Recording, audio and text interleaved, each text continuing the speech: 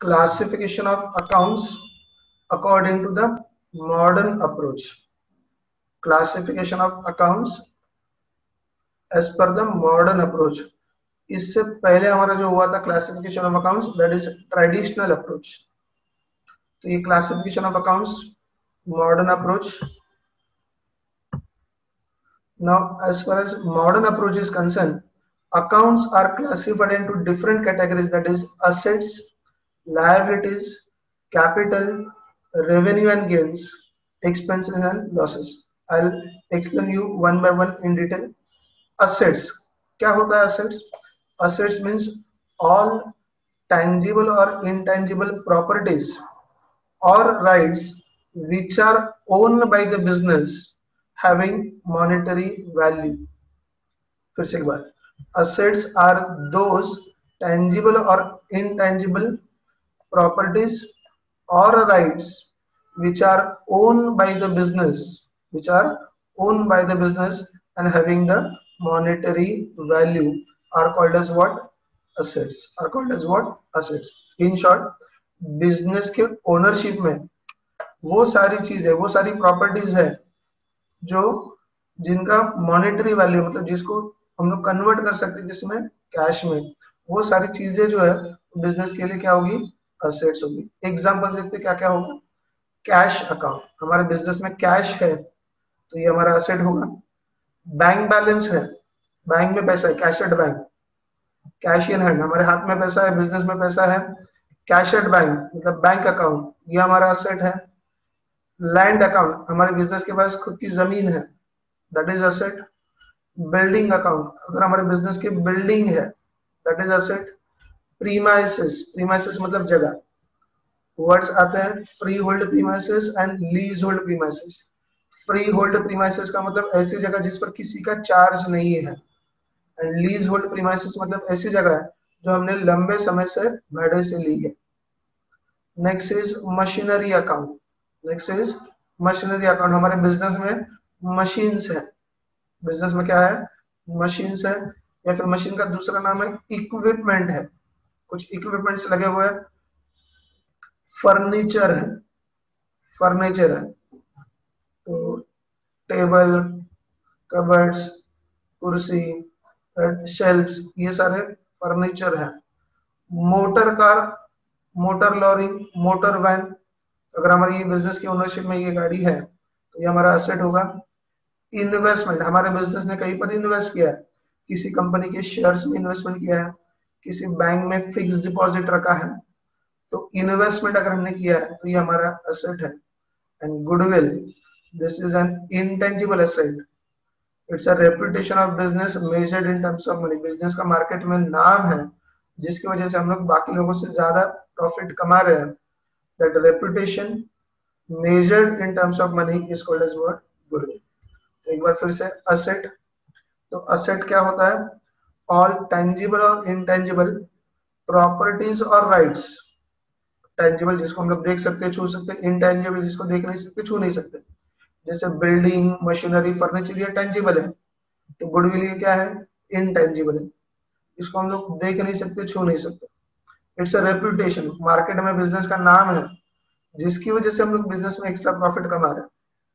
तो all tangible and intangible properties or rights which are owned by the business, जो हमारे business की है, पर्सनली बिजनेस की है, and having monetary value, जिसका मॉनेटरी वैल्यू है मतलब जिसको पैसे में कन्वर्ट किया जा सकता है. all such properties rights are classified as assets account. तो क्या क्या हो सकता है इसमें? कैश, हमारे बिजनेस में कैश है, ये हमारा असेट है. बैंक में पैसा है तो बैंक बैलेंस, ये हमारा असेट है. लैंड, हमारे पास जमीन है तो ये हमारा असेट है. बिल्डिंग है, ये हमारा असेट है. प्रीमाइसेस, जगह है हमारे बिजनेस की कुछ, तो ये हमारा असेट है. बहुत बार ये नाम आता है फ्री होल्ड प्रीमाइसेस या फिर lease hold premises. Free hold premises मतलब ऐसी जगह जिस पर किसी का भी चार्ज नहीं है, किसी का भी दावा नहीं है. एंड लीज होल्ड प्रीमाइसेस मतलब ऐसी जगह जो किसी और की है और हमने उसको लंबे समय के लिए, that is for 10 years, 20 years, 50 years, 90 years के लिए लीज पर लिया, मतलब भाड़े से लिया है. So long term lease, that is called as what? Leasehold premises. Next है मशीनरी अकाउंट, नेक्स्ट है machinery account. Next is equipment, machines लगाया, इक्विपमेंट लगाया है ना, कोई मशीन्स वगैरह लगे हुए हैं। जैसे आप देख सकते हो कि अगर कहीं पर कंस्ट्रक्शन चल रहा है तो वहां पर बड़े बड़े कंक्रीट मिक्सर्स लगे होते हैं। किसी कंपनी में जाकर देखोगे तो वहां पर मोल्डिंग मशीन्स वगैरह सब लगे होते हैं। तो मशीन्स है, इक्विपमेंट्स है, राइट।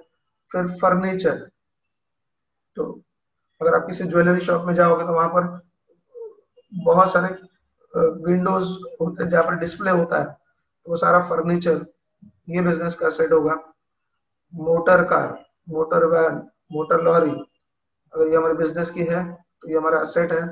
इन्वेस्टमेंट, बिजनेस में अगर कुछ सरप्लस पैसा है, कुछ एक्स्ट्रा पैसा जिसको हमने कहीं ना कहीं इन्वेस्ट किया है, किसी कंपनी के शेयर्स में इन्वेस्ट किया है या बैंक में फिक्स डिपॉजिट रखा है, तो ये हमारा असेट होगा।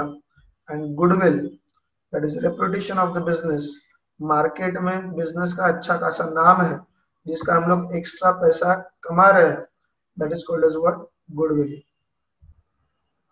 सेकेंड क्लासिफिकेशन है that is liabilities account. Liabilities account मतलब बिजनेस का कर्जा, the amount which is owed by the business. हमारा बिजनेस किसी और को पैसा देने है, हमारे बिजनेस को किसी और को पैसा देना है, that is called as what, liabilities. उसमें सबसे पहले आता है creditors, the persons from whom we have purchase the goods on credit. ऐसे लोग जिनसे हमने उधारी पर माल खरीदा है, हमने किसी से उधारी पर माल खरीदा है, इन फ्यूचर हमको उसको पैसा देना होगा। जिस व्यक्ति से हम लोग उधारी पर माल खरीदते हैं, तो वो जो सप्लायर है जिसने हमको गुड्स बेचा है, दे आर अवर क्रेडिटर्स, वो हमारे क्रेडिटर्स होते हैं, वो हमारे क्रेडिटर्स होते हैं। मतलब फ्यूचर में हमको उनको पैसा देना है, therefore creditors are called as what, liability। तो ये बिजनेस का कर्जा हुआ। बैंक ओवरड्राफ्ट, देखो ये बैंक अकाउंट नहीं है, ये बैंक ओवरड्राफ्ट, इधर बैंक अकाउंट था, इधर क्या है, बैंक ओवरड्राफ्ट। आपको ये थोड़ा आगे जाकर समझ में आएगा, फिलहाल मैं यहाँ पर शॉर्टकट में एक्सप्लेनेशन देता हूँ। बैंक में चार टाइप के अकाउंट होते हैं, एक सेविंग अकाउंट होता है, एक करंट अकाउंट होता है, एक रिकरिंग डिपॉजिट है और एक फिक्स डिपॉजिट। सेविंग अकाउंट मतलब जो नॉर्मल एक आदमी बैंक में अकाउंट ओपन करता है सेविंग के लिए। Current account it is open by the businessman. Recurring deposit मतलब जिसमें आप हर महीने हर साल पैसा भरते हो और एक ही बार विड्रॉ करते हो। एंड फिक्स डिपॉजिट जिसमें एक ही बार पैसा भरते हैं और एक ही बार विड्रॉ करते हैं। सेविंग अकाउंट, एक नॉर्मल आदमी सेविंग अकाउंट ओपन करता है बिजनेस में, या फिर सैलरीड पर्सन जो जॉब वगैरह करता है उसकी सैलरी उस अकाउंट में आ जाती है, सेविंग अकाउंट। दूसरा होता है करंट अकाउंट, बिजनेस में करंट अकाउंट नॉर्मली ओपन करता है, जब चाहे पैसा भर सकता है, जब चाहे पैसा विड्रॉ कर सकता है, लेकिन उस पर कोई उसको इंटरेस्ट नहीं मिलता। तो बैंक जो एक फैसिलिटी प्रोवाइड करती है करंट अकाउंट होल्डर को। देखो सेविंग अकाउंट के लिए कैसे है, मेरे अकाउंट में अगर 10,000 रुपए जमा है तो मैं 10,000 ही विड्रॉ कर सकता हूँ मैक्सिमम, मैक्सिमम। लेकिन अगर करंट अकाउंट है मेरे पास और मेरे अकाउंट में समझो 1 लाख का बैलेंस है, और मैंने बैंक के साथ मैनेजर के साथ कुछ अरेंजमेंट किए, ऑलरेडी कुछ डॉक्यूमेंट साइन किए हैं, तो 1 लाख बैलेंस होने के बावजूद भी आई कैन विड्रॉ 1,20,000 मैं 1,20,000 को किसी को पेमेंट कर सकता हूँ। मतलब बैंक ने मुझे 20,000 का टेम्पररी लोन दिया बैंक ने मुझे 20,000 का टेम्पररी लोन दिया। That facility is called as what, bank overdraft account. मतलब मेरे अकाउंट में सिर्फ 1 लाख रुपए जमा था और मैंने विड्रॉ कितना किया, 1,20,000। तो अगर मैंने 1,20,000 विड्रॉ किया, इसका मतलब 20,000 का बैंक ने मुझे क्या दिया, लोन दिया। वो जो टेम्पररी लोन है नॉर्मली वो 3 मंथ्स के लिए होता है, तो वो जो टेम्पररी लोन है उसको बोला जाता है बैंक ओवरड्राफ्ट अकाउंट। तो 1 लाख तो मेरा था, 20,000 बैंक ने मुझे एक्स्ट्रा दिया, मुझे उसको वापस करना होगा, तो ये मेरा क्या बन जाएगा, लायबिलिटी। बैंक ओवरड्राफ्ट ये फैसिलिटी सिर्फ करंट अकाउंट होल्डर को मिलती है, बैंक ओवरड्राफ्ट फैसिलिटी ये सिर्फ करंट अकाउंट को मिलती है। बैंक लोन, हमने समझो बैंक से लंबे समय के लिए लोन लिया है, 5 साल के लिए, 2 साल के लिए, 10 साल के लिए। बैंक ओवरड्राफ्ट होता है वो 3 मंथ्स के लिए होता है, उसको रिन्यू भी कर सकते हैं। बैंक लोन होता है normally for longer period. Bank से समझो हमने कोई कर्जा लिया है 2 साल के लिए, 3 साल के लिए, तो उसको हमको वापस करना है, मतलब ये हमारा लायबिलिटी हुआ। आउटस्टैंडिंग एक्सपेंसेस अकाउंट, इसका मतलब क्या है कि खर्चा हो चुका है, पेमेंट करना बाकी है। खर्चा हो चुका है, पेमेंट करना बाकी है। से फॉर एग्जांपल हमारे बिजनेस में कुछ वर्कर्स हैं जिन्होंने महीने भर पूरा काम किया है, अभी इनका पेमेंट हम लोग अगले महीने के 10 तारीख को देंगे। जब तक पेमेंट नहीं होते, से फॉर एग्जाम्पल उन्होंने अगस्त के महीने में काम किया और उनका पगार हम लोग सितंबर के 10 तारीख को देंगे, तो इसका मतलब उनका काम हो चुका है, उनका पेमेंट करना बाकी है। फिर समझो हमने कोई जगह भाड़े से ली है और लॉकडाउन की वजह से वो 3-4 महीना बंद है, तो हमने जगह तो हमारे पास थी, तो हमारा वो 3-4 महीने का भाड़ा देना बाकी है, that is called as what, outstanding expenses. तो ये पेमेंट हमारा करना बाकी है, ये हमारा कर्जा होगा, that is called as what, liabilities. तो लायबिलिटीज मतलब सारा कर्जा, बिजनेस का कर्जा, the debts owed by the business, वो सारा कर्जा जिसमें हमारा बिजनेस जो है किसी और को पेमेंट करने वाला है। सबसे पहले वाला कौन आता है, क्रेडिटर्स, ऐसा व्यक्ति जिससे हमने उधारी पर माल खरीदा, हमारे सारे सप्लायर्स, हमारे सारे सप्लायर्स जिन्होंने हमको उधारी पर माल सप्लाई किया, मतलब हमने गुड्स उधारी पर खरीदा है, व्यक्ति जिसको हमको पेमेंट करना है, they are called as what, creditors, they are called as what, creditors. और हमने जिनको उधारी पर माल बेचा है, याद रखो हमने यहाँ पर वो ऐड नहीं किया है, हमने जिनको माल उधारी पर बेचा, जिनसे हमको पैसा वसूल करना है, वो होता है हमारा असेट, उनको बोला जाता है डेटर्स, उनको क्या बोला जाता है, डेटर्स। हमने जिनको माल उधारी पर बेचा है, हम जिससे पैसा वसूल करने वाले हैं, वो हमारे डेटर्स होते हैं। और डेटर्स किस में आएंगे, असेट में। डेटर्स किस में आएंगे, असेट में। हमने किसी को माल उधारी पर बेचा है, हमने किसी को माल उधारी पर बेचा है, तो उससे हम लोग पैसा वसूल करने वाले फ्यूचर में, तो ये हमारा क्या बन जाएगा, असेट्स बन जाएगा, उसको बोला जाता है डेटर्स। स्पेलिंग है DEBTORS, debtors, B is silent, deptors नहीं बोलना है, debtors, B is silent. And liabilities में हमने जिससे माल उधारी पर खरीदा है, वो जो हमारे सप्लायर्स हैं, जिन्होंने हमको उधारी पर माल बेचा है, they are called as what, creditors. तो इनको हमको फ्यूचर में पैसा देना, ये हमारा कर्जा है। बैंक ओवरड्राफ्ट, शॉर्ट पीरियड के लिए हमको बैंक से कर्जा मिला है, ये हमारा लायबिलिटी है। बैंक लोन, 2 साल के लिए, 3 साल के लिए, 5 साल के लिए, 10 साल के लिए, 15 साल के लिए हमने बैंक से कर्जा लिया है, जिसको हमको वापस करना है बैंक को, लायबिलिटी। एंड आउटस्टैंडिंग एक्सपेंसेस मतलब expenses are incurred but payment is not made, खर्चा हो चुका है लेकिन पेमेंट करना बाकी है, खर्चा हो चुका है लेकिन पेमेंट करना बाकी है, तो ये हमारा लायबिलिटीज हो गया। इससे उल्टा आता है प्रीपेड एक्सपेंसेस। प्रीपेड एक्सपेंसेस का मतलब क्या है कि खर्चा हुआ नहीं लेकिन पेमेंट ऑलरेडी हो चुका है, खर्चा हुआ नहीं लेकिन पेमेंट ऑलरेडी हो चुका है। प्रीपेड एक्सपेंसेस मतलब, से फॉर एग्जांपल हमने किसी की जगह भाड़े से ली है और अगले 2 साल का भाड़ा हमने एडवांस में दिया है, अगले 2 साल का भाड़ा हमने एडवांस में दिया, तो ये हमारा क्या हो जाएगा, असेट हो जाएगा। तो प्रीपेड एक्सपेंसेस ये हमारा असेट हो जाएगा। प्रीपेड एक्सपेंस मतलब paid in advance, prepaid expense मतलब पेड इन एडवांस, वो हमारा क्या हो जाएगा, असेट हो जाएगा। तो outstanding expense is a liability, prepaid expenses is a asset, creditors is a liability, debtors is an asset, creditors is a liability, debtors is an asset, bank balance is an asset, bank overdraft is a liability, bank balance is an asset, bank overdraft is a liability, bank balance is an asset, bank overdraft is a liability, creditors is a liability, debtors is an asset, creditors is a liability, debtors is an asset, outstanding expenses is an liability, prepaid expenses is an asset, prepaid expenses is an asset। तो यहाँ पर था हमारा लायब। Now the third part that is capital, इसके बारे में हमने पहले भी बहुत सारा डिस्कशन किया हुआ है, again will discuss the same thing. The amount which is invested by the owner into the business is called as what, capital। Again, the amount which is invested by the owner into the business is called as what, capital। Business के मालिक ने business में जो investment किया है, business के मालिक ने बिजनेस में जो इन्वेस्टमेंट किया है, that is called as what, capital. Business के मालिक ने बिजनेस में जो इन्वेस्टमेंट किया है, that is called as what, capital. Now capital is also calculated as, or we can say there is another definition of capital, excess of assets over liabilities is called as capital।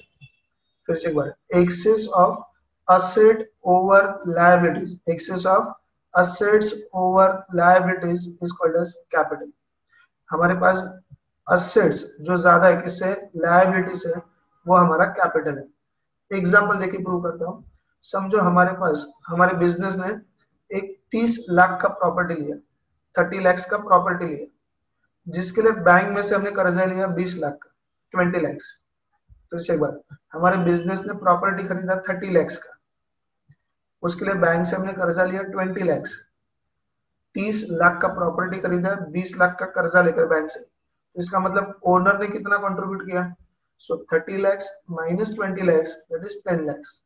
तो owner ने अपने जेब से business में जो contribute किया 10 lakhs, that is called as what? Capital account.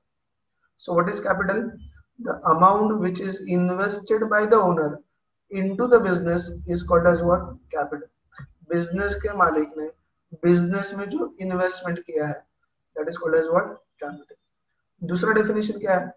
Access of assets over liabilities. हमारे पास असेट्स ज्यादा है, किससे? लायबिलिटी से, that is nothing but capital. जैसे हमने 30 लाख का प्रॉपर्टी खरीदा, 30 लाख का प्रॉपर्टी खरीदा, ये हमारा असेट है, जिसके लिए हमने 20 लाख का बैंक से लोन लिया, तो ये हमारा लायबिलिटी है। So 30 lakhs minus 20 lakhs is equal to 10 lakhs, ये ओनर का कंट्रीब्यूशन हुआ, that is nothing but capital account. तो क्वेश्चन में कैसे लिखकर आएगा? Aditya's capital account, Rohan's capital account, Mrs Sharma traders. तो ये ओनर के नाम है, ये आदित्य का बिजनेस है, ये रोहन का बिजनेस है, ये शर्मा ट्रेडर्स का बिजनेस है, ये शर्मा फैमिली का बिजनेस है यहाँ पर।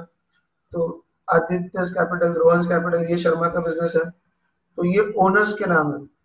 तो जो ओनर का अकाउंट होगा that is called as what? Capital. Owner का नाम होगा that is called as what? Capital. तो होप आपको ये। Now will take fourth and fifth combine. तो यहाँ पर देखो क्या है? Revenue and gains, income and profit, expenses and losses, खर्चा नुकसान, इनकम हुआ है, गेन हुआ है मतलब प्रॉफिट, एक्सपेंसेस एंड लॉसेस। मैं एक एक अकाउंट को डिटेल में समझा रहा हूँ। कमीशन रिसीव्ड अकाउंट, हमने किसी के गुड्स बेचे जिसके बदले में हमको कमीशन मिला, तो ये हमारा इनकम हुआ।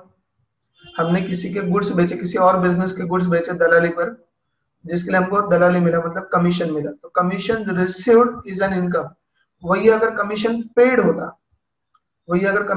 तो वो हमारा खर्चा होता है, एक्सपेंस। जैसे हमारे बिजनेस ने किसी एजेंट को अपॉइंट किया है और उस एजेंट ने हमारे बिजनेस के गुड्स बेचे, तो हम लोग उसको कमीशन देंगे। तो कमीशन पेड ये क्या हो जाएगा? एक्सपेंस। एंड कमीशन रिसीव्ड ये क्या हो जाएगा? इनकम। जैसे इंटरेस्ट रिसीव्ड, हमने बैंक में फिक्स डिपॉजिट रखा है, समझो हमने बैंक में फिक्स डिपॉजिट रखा है जिसका हमको इंटरेस्ट मिल रहा है, so interest received is an income. तो हमने समझो कर्जा लिया है, हमारे बिजनेस से कर्जा लिया जिसका हम लोग इंटरेस्ट दे रहे, ब्याज दे रहे, इंटरेस्ट पेड, ये हमारा क्या हो जाएगा? एक्सपेंस। तो पैसा आ रहा है तो हमारा इनकम, और पैसा जा रहा है तो हमारा एक्सपेंस। पैसा बिजनेस में आ रहा है तो इनकम, और पैसा बिजनेस में से जा रहा है तो ये क्या होगा? एक्सपेंस। तो commission received is an income, commission paid is an expense, rent received is an income, rent paid is an expense, interest received is an income, interest paid account is an expense. अगर हमको rent मिल रहा है, interest मिल रहा है, commission मिल रहा है, तो ये हमारा इनकम। अगर हम लोग कमीशन पेड कर रहे हैं, इंटरेस्ट पेड कर रहे हैं, रेंट पेड कर रहे हैं, ये हमारा क्या होगा? एक्सपेंस होगा। सो कमीशन रिसीव्ड हो गया। Now dividend received. डिविडेंड क्या होता है? तो समझो हमने किसी कंपनी के शेयर्स में इन्वेस्टमेंट किया है, हमने किसी कंपनी के शेयर्स में, जैसे महिंद्रा एंड महिंद्रा है, रिलायंस है, L&T है, ऐसे बड़े बड़े कंपनियों में हमने क्या किया? उनके कंपनी के शेयर्स खरीदे, मतलब हम लोग उसके मालिक बने, उस कंपनी के हमने क्या खरीदे? शेयर्स खरीदे। तो जब भी उस कंपनी को प्रॉफिट होगा तो वो कंपनी हमको उस प्रॉफिट का हिस्सा देती है, कुछ पार्ट देती है, that share of profit in the company's profit is called as dividend. तो हमने जिस कंपनी में इन्वेस्टमेंट किया है वो कंपनी का जब प्रॉफिट होगा तो वो कंपनी जो प्रॉफिट अपने शेयर होल्डर्स को देती है, जिनके पास शेयर्स है उनको देती है, that return on the shares is called as what? Dividend. तो हमको डिविडेंड मिला, ये हमारा क्या होगा? इनकम होगा। रेंट रिसीव्ड, हमारी कोई जगह है जो हमने भाड़े से दी जिसका हमको भाड़ा मिल रहा है, इनकम। इंटरेस्ट, हमने बैंक में फिक्स डिपॉजिट रखा है, उसका हमको इंटरेस्ट मिल रहा है, इनकम। डिस्काउंट रिसीव्ड, हमने कोई गुड्स खरीदे जो हमको डिस्काउंट में मिले, से फॉर एग्जांपल 1000 रुपए का गुड्स हमने 800 में खरीदा, 1000 रुपए का गुड्स हमने 800 में खरीदा, तो 200 रुपए हमको डिस्काउंट मिला, डिस्काउंट मिला, ये हमारा इनकम। तो यहाँ पर वर्ड देखोगे ये कॉमन है, रिसीव्ड रिसीव्ड रिसीव्ड रिसीव्ड, ये क्या है, कॉमन है, रिसीव्ड रिसीव्ड रिसीव्ड।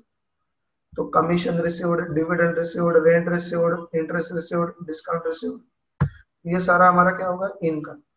गेन क्या हो सकता है जो यहाँ पर नहीं लिखा है, मैं गेन को बात कर रहा हूँ। Profit on sale of asset, अगर हमने कोई असेट बेचा, से फॉर एग्जांपल 10,000 का असेट हमने 12,000 में बेचा, 10,000 का असेट हमने 12,000 में बेचा, 2,000 का हमारा प्रॉफिट हुआ, that is gains account, profit, profit on sale of asset, profit on sale of asset. अब आते हैं एक्सपेंसेस में एंड लॉसेस। तो वेजेस, समझो हमारे बिजनेस में कोई फैक्ट्री है, उस फैक्ट्री में कोई काम कर रहा है तो उनको बोला जाता है वर्कर्स, और महीने के आखिर में जो उनको पगार देंगे उसको बोला जाता है वेजेस। मतलब फैक्ट्री के वर्कर्स को जो पगार देंगे उसको बोला जाता है वेजेस। तो हमारे बिजनेस ने वेजेस पेड किया, हमने बिजनेस, हमारे बिजनेस ने पगार दिया, तो हमारे लिए वो क्या हुआ, एक्सपेंस हुआ, हमारे बिजनेस के लिए वो क्या हुआ, एक्सपेंस हुआ। नेक्स्ट है salary. The persons who are working in the office are called as staff. Office में जो लोग काम करते हैं उनको स्टाफ बोला जाता है, और महीने के आखिर में उनको जो पगार मिलेगी that is called as what, salary. तो ये भी तो हमारे बिजनेस ने पगार दिया है वर्कर को, स्टाफ को, तो हमारे लिए क्या हुआ, एक्सपेंस हुआ। फिर से एक बार, फैक्ट्री में जो लोग काम करते हैं वर्कर्स, उनको जो पगार मिलती है that is called as what, wages. तो हमारे बिजनेस ने वेजेस दिया, फैक्ट्री के वर्कर्स को पगार दिया, तो हमारे लिए एक्सपेंस हो गया। हमारे बिजनेस ने ऑफिस में जो काम करते हैं स्टाफ, उनका पगार दिया, मतलब सैलरी दिया, तो salary is an expense. Loss by fire, loss by theft, business के लिए नॉर्मल चीज है, आग लगने से नुकसान हो गया, चोरी होने से नुकसान हो गया, loss by fire account, loss by theft account is a loss account, account of loss, losses. Printing and stationery, ये हमारा एक्सपेंस है। क्या होता है प्रिंटिंग एंड स्टेशनरी, तो हमारे बिजनेस में जो हमको स्टेशनरी लगता है, for example pen, pencil, sharpener, paper punch, then stapler pens, box files, ये सारी चीजें जो हमारा बिजनेस खरीदता है that is consolidated, it is called as stationery. और फिर हम लोग कुछ प्रिंटिंग करेंगे, जेरोक्स कराएंगे, that is called as printing. Total मिलाकर प्रिंटिंग एंड स्टेशनरी अकाउंट। तो हमारे बिजनेस में ये सारा खर्चा हो रहा है, जेरोक्स का खर्चा हो रहा है, प्रिंटिंग का खर्चा हो रहा है, स्टेपलर पिन लाने का खर्चा हो रहा है, इनको मिलाकर बोला जाता है printing and stationery account, which is a expense for the business. तो ये बिजनेस के लिए क्या है, खर्चा है, एक्सपेंस है। रेंट, सॉरी कन्वेंस, अगर समझो बिजनेस का स्टाफ एक जगह से, फॉर एग्जांपल हमारा बिजनेस मलाड में है, और मलाड में हमने प्यून के, हमारे ऑफिस के प्यून को चर्चगेट भेजा, जाकर बोला कि एक लेटर देकर आ इनकम टैक्स डिपार्टमेंट में। तो हमारा प्यून जो यहाँ से चर्चगेट चलकर तो नहीं जाएगा, यहाँ से समझो पुरार से वो है स्टेशन तक रिक्शा से जाएगा, स्टेशन से चर्चगेट ट्रेन से जाएगा, ट्रेन से वहां पर उस ऑफिस तक टैक्सी से जाएगा। तो ये सारा जो खर्चा है that is called as what, conveyance. This travelling expenses is called as what, conveyance. तो ये भी हमारा खर्चा ही हो गया। रेंट पेड, हमने किसी की जगह भाड़े से लिया है, जिसका भाड़ा हम लोग दे रहे हैं, that is expense. Interest paid, हमने कर्जा लिया है बैंक से वगैरह, उसका इंटरेस्ट भर रहे हैं, एक्सपेंस। डिस्काउंट अलाउड, अगर हमने 1000 रुपए की चीज 800 में बेची, हमने 1000 रुपए की चीज 800 में बेची, मतलब 200 रुपए हमने डिस्काउंट दिया, तो हमारे लिए लॉस हो गया। So discount allowed is an expense और वी कैन से लॉस। तो डिस्काउंट अगर हम लोग देते हैं तो हमारा ये लॉस हो गया, डिस्काउंट अगर हमको मिलता है तो ये हमारा प्रॉफिट हो गया। डिस्काउंट अगर देते हैं तो ये हमारा लॉस हो गया या फिर एक्सपेंस बोल सकते हो, और डिस्काउंट मिला ये हमारा इनकम या फिर प्रॉफिट हो गया। तो cash received is an income, cash paid is an expense. कुछ आपको मिल रहा है, commission received, dividend received, rent received, interest received, तो ये आपका इनकम हो गया। और अगर आप पेड कर रहे हो, rent paid, commission paid, interest paid, ये आपका क्या हो गया, एक्सपेंस हो गया। ये आपका क्या हो गया, एक्सपेंस हो गया। तो ये हमारे 5 टाइप्स है, assets, liabilities, capital, revenue and gains, that is income and profit, expenses and losses. Now we'll start with the question. Classify the following accounts according to the modern approach. Prepaid rent account. देखो accounts का नाम क्या है, prepaid rent account. Rent मतलब भाड़ा, paid pre मतलब paid in advance. हमने जगह का भाड़ा एडवांस में दे दिया, हमने जगह का भाड़ा क्या कर दिया, एडवांस में दे दिया। प्रीपेड रेंट का मतलब होता है रेंट पेड इन एडवांस। हमने भाड़ा जो है वो एडवांस में पेड किया है, हमने किसी जगह का भाड़ा एडवांस में पेड किया। Rent paid in advance, prepaid rent, हमने किसी जगह का भाड़ा एडवांस में पेड किया है, तो ये हमारा क्या होगा, असेट होगा। तो ये हमारा क्या होगा, असेट होगा। तो ये होगा हमारा असेट। सैलरी अकाउंट, हमारे ऑफिस में जो लोग काम करते हैं, हमारे बिजनेस के ऑफिस में जो लोग काम करते हैं उनको स्टाफ बोलते हैं। महीने के आखिर में जो उनको पगार देंगे उसको बोलेंगे सैलरी। तो सैलरी का मतलब होता है हमने ऑफिस स्टाफ को पगार दे दिया, ये हमारा क्या हुआ, एक्सपेंस हुआ। तो ये बिजनेस का क्या हुआ, एक्सपेंस हुआ। बैंक लोन अकाउंट, बैंक से हमने कर्जा लिया, बैंक से हमने कर्जा लिया, तो ये हमारा क्या होगा, लायबिलिटी अकाउंट। मोटर कार, हमारे बिजनेस के पास मोटर कार है, कोई गाड़ी है ट्रांसपोर्टेशन के लिए, सो मोटर कार, तो ये हमारे बिजनेस का क्या हुआ, असेट हुआ। रेंट पेएबल अकाउंट, रेंट मतलब जगह का भाड़ा, पेएबल मतलब देना बाकी है। रेंट पेएबल मतलब हमने जगह यूज कर दिया है, उसका रेंट देना बाकी है, ये हमारा क्या हुआ, लायबिलिटी हुआ। देखो दोनों में फर्क समझो, इधर लिखा था प्रीपेड रेंट, मतलब जगह का भाड़ा हमने एडवांस में पेड कर दिया, जगह का भाड़ा हमने एडवांस में पेड कर दिया तो वो असेट हुआ। रेंट पेएबल, रेंट पेएबल का मतलब हुआ कि रेंट देना बाकी है, हमने जगह यूज कर लिया है, उसका पेमेंट करना बाकी है, तो ये लायबिलिटी हो गया। और सिर्फ रेंट होता, सिर्फ रेंट होता जगह का भाड़ा, तो वो हमारा एक्सपेंस होता। तो भी आपको आइडिया आया होगा, ये तीन अलग अलग अकाउंट्स हो जाते हैं। सिर्फ रेंट लिखा होगा, सिर्फ रेंट लिखा होगा तो उसका मतलब होगा एक्सपेंस। जब प्रीपेड रेंट लिखा है इसका मतलब रेंट पेड इन एडवांस, जगह का भाड़ा हमने एडवांस में पेड किया, तो ये हमारा क्या हो गया, असेट हो गया। एंड रेंट पेएबल, तो रेंट पेएबल मतलब जगह का भाड़ा देना बाकी है, तो ये हमारा क्या हो जाएगा, लायबिलिटी हो जाएगा। तो ये हमारा क्या हो जाएगा। नेक्स्ट है बैड डेट्स। बैड डेट्स का मतलब होता है हमने जो माल उधारी पर बेचा, जो हमारे कस्टमर्स है उनसे हमको पैसा आना बाकी है, वो डेटर्स।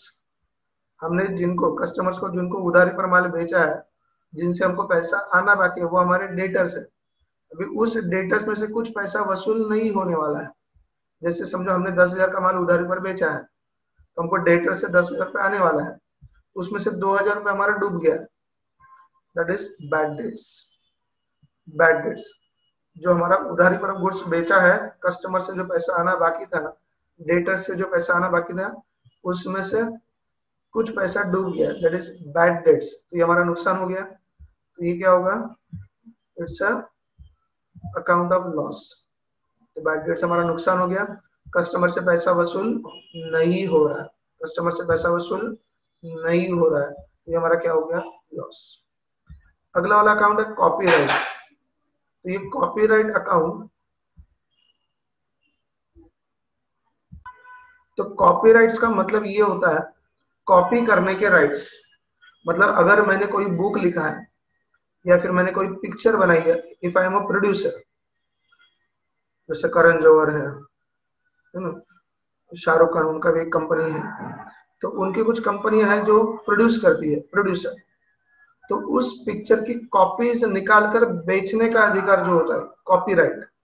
अगर मैंने कोई बुक लिखा है तो उस बुक का कोई कॉपी मेरे परमिशन के बिना निकाल कर बेच नहीं सकता, उसके कॉपीज निकाल कर बेच नहीं सकता विदाउट माय परमिशन। तो वो जो राइट्स मेरे पास है, that is called as what, copyright. आपने बागबान पिक्चर अगर देखा है, तो अमिताभ बच्चन एक बुक लिखता है बागबान, तो उसका जो कॉपीज है उसके प्रिंट लंदन में छप रहे हैं, तो उसके बदले में उसको एक चेक आता है 10 लाख का, 10 lakhs का, that cheque is for royalty. Copyrights के बदले में जो पैसा मिलता है दैट इज रॉयल्टी। तो कॉपीराइट्स, कॉपी करने के राइट्स। तो अगर मैंने कोई बुक लिखा है, मैंने कोई पिक्चर बनाई है, तो उसके कॉपीराइट्स मेरे पास होंगे। दोज राइट्स जो मैं पैसे के लिए बेच सकता हूँ, मतलब उसको अगर मैं बेचूंगा किसी को राइट्स दूंगा, तो उसके बदले में मुझे पैसा मिलेगा। तो उसके बदले में मुझे क्या मिलेगा, पैसा मिलेगा। सो कॉपीराइट्स ये मेरा क्या हुआ, असेट हुआ। कॉपीराइट्स ये मेरा क्या हुआ, असेट हुआ। कॉपीराइट्स ये मेरा असेट हो गया। Interest received account, interest received account, हमने कहीं पर बैंक में फिक्स डिपॉजिट वगैरह किया होगा, हमने बैंक में कहीं पर फिक्स डिपॉजिट रखा होगा जिसका हमको क्या मिल रहा है, इंटरेस्ट मिल रहा है। तो ये हमारा इनकम हुआ, तो ये हमारा क्या हुआ, इनकम हुआ। Dividend received account, dividend received account, हमने कहीं ना कहीं किसी कंपनी के शेयर्स में इन्वेस्टमेंट किया है, जैसे महिंद्रा एंड महिंद्रा कंपनी हुआ, रिलायंस हुआ, L&T हुआ, ऐसे बड़े कंपनी के हमने क्या खरीदे, शेयर्स खरीदे हैं। तो उस कंपनी को जब भी प्रॉफिट होगा, वो उस प्रॉफिट में से कुछ हिस्सा हमको देगी, कुछ पार्ट हमको देगी। तो शेयर्स जो हमने इन्वेस्टमेंट किया उस पर हमको जो प्रॉफिट मिल रहा है उसको डिविडेंड बोलते हैं। तो डिविडेंड रिसीव्ड अकाउंट, हमको किसी कंपनी के शेयर्स का प्रॉफिट मिला, दैट इज डिविडेंड मिला, तो ये भी हमारा क्या होगा, इनकम होगा। प्रीमाइसेस अकाउंट, प्रीमाइसेस मतलब जगह, तो जगह ये हमारी क्या होगी, असेट होगी। इंश्योरेंस प्रीमियम अकाउंट, समझो हमने हमारे ऑफिस का इंश्योरेंस करवाया है, तो उसके बदले में हमको क्या करना होगा, प्रीमियम भरना होगा। प्रीमियम भरना होगा मतलब कुछ अमाउंट भरनी होगी। से फॉर एग्जांपल हमने समझो ऑफिस को इंश्योरेंस करवाया 30 लाख के लिए, हमारा ऑफिस 30 लाख का, तो हमने 30 लाख का इंश्योरेंस करवाया, बीमा करवाया। तो उसके बदले में जो भी प्रीमियम होगा, लाख रुपया, 2 लाख रुपया या फिर 10,000, 5,000, उसका प्रीमियम होगा, प्रीमियम भर गया। ठीक है, हम लोग जब प्रीमियम भरेंगे तो भी हमारा कॉन्ट्रैक्ट पूरा होगा, और आग लगने से जब नुकसान हो जाएगा तो इंश्योरेंस कंपनी हमको कुछ ना कुछ उसका कॉम्पेंसेशन देगी। तो इंश्योरेंस कॉन्ट्रैक्ट कंप्लीट करने के लिए हमको क्या भरना होगा, प्रीमियम भरना होगा, इंस्टॉलमेंट भरना होगा। दैट इंश्योरेंस प्रीमियम ये हमने पेमेंट किया है, ये हमारे बिजनेस का क्या हुआ, एक्सपेंस हुआ। ऑडिट फीस अकाउंट, हमारे बिजनेस के जो बुक्स ऑफ अकाउंट्स है उसको किसी चार्टर्ड अकाउंटेंट ने या फिर किसी ऑडिटर ने क्या किया, ऑडिट किया मतलब चेक किया। तो जो ऑडिट करने वाला है उसका हमको फीस देना होगा। तो ऑडिट फीस अकाउंट, हमने उसको क्या किया, ऑडिट फीस दिया, ये हमारा ये क्या हुआ, एक्सपेंस हुआ। तो हमने हमारे ऑफिस के, हमारे बिजनेस की बुक्स चेक करवाया, तो जो ऑडिटर, जो चेक करने वाला है ऑडिटर, उसको हमने क्या किया, पेमेंट किया, that is audit fees. Audit fees is an expenses. Next है land and building account. Land and building, तो ये हमारा क्या है, असेट है। इंटरेस्ट रिसीव्ड अकाउंट, हमने कहीं पर फिक्स डिपॉजिट वगैरह में पैसा रखा है जिसका हमको क्या मिल रहा है, इंटरेस्ट मिल रहा है, इनकम अकाउंट। हमारे पास कंप्यूटर है, लैपटॉप है, कंप्यूटर है, लैपटॉप है, तो ये हमारा क्या हो गया, असेट हो गया। सन्ड्री क्रेडिटर्स का मतलब क्या होता है, क्रेडिटर्स का ऐसे लोग जिनसे हमने उधारी पर माल खरीदा है। सन्ड्री क्रेडिटर्स का मतलब ऐसे लोग जिनसे हमने उधारी पर माल खरीदा है, मतलब जिन्होंने हमको उधारी पर माल बेचा है, उन व्यक्तियों को हमको पैसा देना है फ्यूचर में, तो इनको क्या बोलेंगे, लायबिलिटी। ये क्या हो गया, लायबिलिटी। बिल्स रिसीवेबल अकाउंट, अभी बिल्स रिसीवेबल के लिए बिल्स ऑफ एक्सचेंज करके टॉपिक है आपको 12th स्टैंडर्ड में अलग से सेपरेट टॉपिक है, उसके बाद आप उस पर डिटेल में सीखोगे। मैं इसको समझाने के लिए आसान लैंग्वेज में कहता हूँ, ये ऐसा चेक जिस पर हमको पैसा आने वाला है, एक ऐसा चेक जिस पर हमको पैसा आने वाला है। एंड बिल्स पेएबल मतलब ऐसा चेक जिस पर हमको पैसा देना है। बिल्स रिसीवेबल मतलब ऐसा डॉक्यूमेंट जिस पर हमको पैसा आने वाला है, एंड बिल्स पेएबल मतलब ऐसा डॉक्यूमेंट जिस पर हमको पैसा देना है। जैसे समझो आपने लाइट बिल का पेमेंट कर दिया चेक से, तो हमारे लिए क्या होगा, उस चेक पर हमको पैसा देना है, और उस इलेक्ट्रिसिटी कंपनी को क्या होगा, उस चेक पर उनको पैसा मिलने वाला है। Bills receivable document, legal document जिस पर हमको पैसा मिलने वाला है, तो हमको पैसा मिलने वाला है, ये हमारा क्या होगा, असेट। हमको पैसा मिलने वाला है, ये हमारा क्या होगा, असेट। बिल्स रिसीवेबल ये हमारा क्या होगा, असेट, एंड बिल्स पेएबल ये हमारा क्या होगा, लायबिलिटी। डिस्काउंट अलाउड, हमने 1,000 रुपए की गुड्स जो है वो 800 में बेच दी। 1,000 रुपए का कोई गुड्स है जो 800 में बेच दिया, मतलब हमने 200 का डिस्काउंट दे दिया, डिस्काउंट दे दिया, ये हमारा क्या हो गया, लॉस हो गया। Discount allowed is a loss account. Sundry debtors, देखो जिससे हमने गुड्स उधारी पर खरीदा वो हमारे क्रेडिटर्स। अब जिसको हमने उधारी पर गुड्स बेचा वो हमारे कस्टमर। जिनको हमने उधारी पर गुड्स बेचा जिनको हमने उधारी पर गुड्स बेचा वो हमारे कस्टमर, जिनसे हमको पैसा आने वाला है, जिनसे हमको पैसा आने वाला है, they are called as what, debtors. They are called as what, debtors. तो डेटर्स ये हमारा क्या हुआ, असेट हुआ। डेटर्स ये हमारा क्या हुआ, असेट हुआ।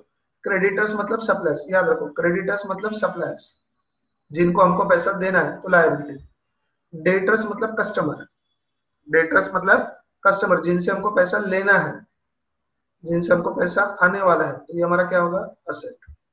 Goodwill, reputation of the business measured in terms of money. Business का मार्केट में अच्छा नाम, जिसका हम लोग पैसा कमा रहे हैं।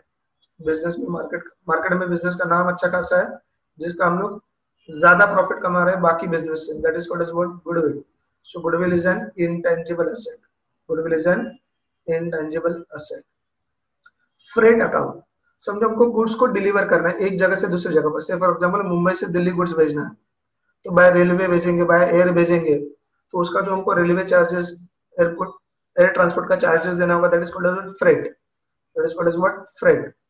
तो फ्रेट ये ट्रांसपोर्टेशन चार्जेस हुआ गुड्स का, फ्रेट ये ट्रांसपोर्टेशन चार्जेस हुआ गुड्स का, चार्जेस हुआ मतलब एक्सपेंस हुआ।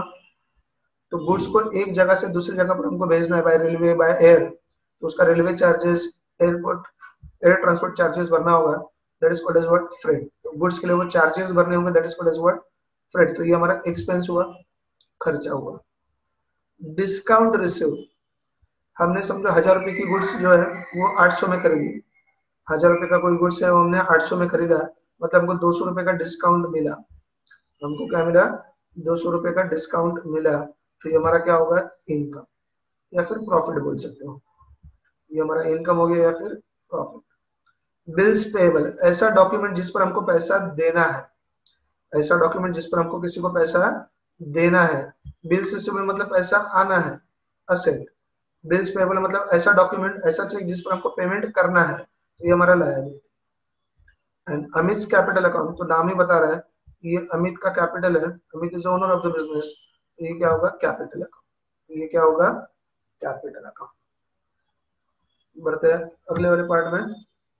This is your question number 5 page number 32। इससे पहले जो हुआ था वो था आपका question number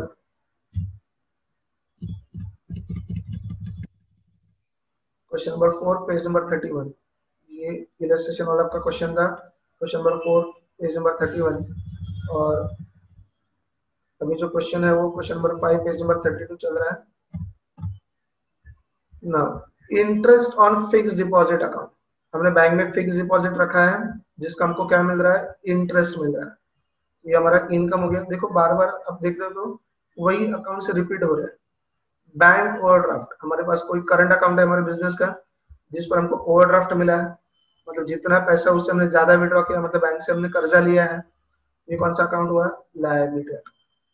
live stock account, हमारा बिजनेस अगर ऐसा कुछ है जहां पर हमारे पास स्टॉक जो है वो लाइव है, मतलब जिसमें जान है, जैसे बिजनेस में हम लोग जानवर पालते हैं, जैसे हमारा समझो पोल्ट्री फार्म है, तो हमारे पास मुर्गियां होंगी।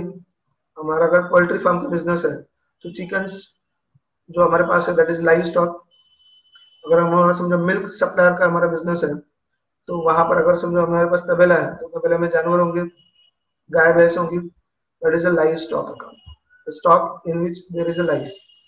तो लाइव स्टॉक अकाउंट ये हमारा असेट है, ये हमारा क्या है, असेट है। बिजनेस की प्रॉपर्टी हमारी असेट है। प्रिंटिंग एंड स्टेशनरी, ये बार बार रिपीट हुआ है। प्रिंटिंग का मतलब xerox charges, printing charges, stationery pen pencil eraser, ये सब हमने खरीदा तो ये क्या होगा, एक्सपेंस होगा। कैश एट बैंक, बैंक में हमारे पास पैसा है तो ये हमारा असेट होगा। रेंट रिसीव्ड अकाउंट, हमने कोई जगह भाड़े से दी है जिसका हमको रेंट मिल रहा है, रेंट रिसीव्ड अकाउंट ये हमारा इनकम होगा। रिपेयर एंड मेंटेनेंस, हमारे पास कोई असेट है जिसको हम लोग रिपेयर करवा रहे हैं, उसको मेंटेन करने के लिए खर्चा कर रहे हैं, ये हमारा क्या होगा, एक्सपेंस होगा। कैरेज, गुड्स को एक जगह से दूसरी जगह पर लेकर जा रहे हैं, से फॉर एग्जांपल दादर से हमने या फिर मलाड से हमने दादर में डिलीवरी किया, तो वहां पर गुड्स जो है हम लोग लोकल टेम्पो में ट्रक में भरकर एक जगह से दूसरी जगह पर छोड़ेंगे तो गुड्स का जो ट्रांसपोर्टेशन चार्जेस है that is called as what, carriage. Goods का जो ट्रांसपोर्टेशन चार्जेस है from one place to another that is called as what, carriage. तो ये हमारा क्या हुआ, एक्सपेंस हुआ। ये हमारा क्या हुआ, एक्सपेंस हुआ।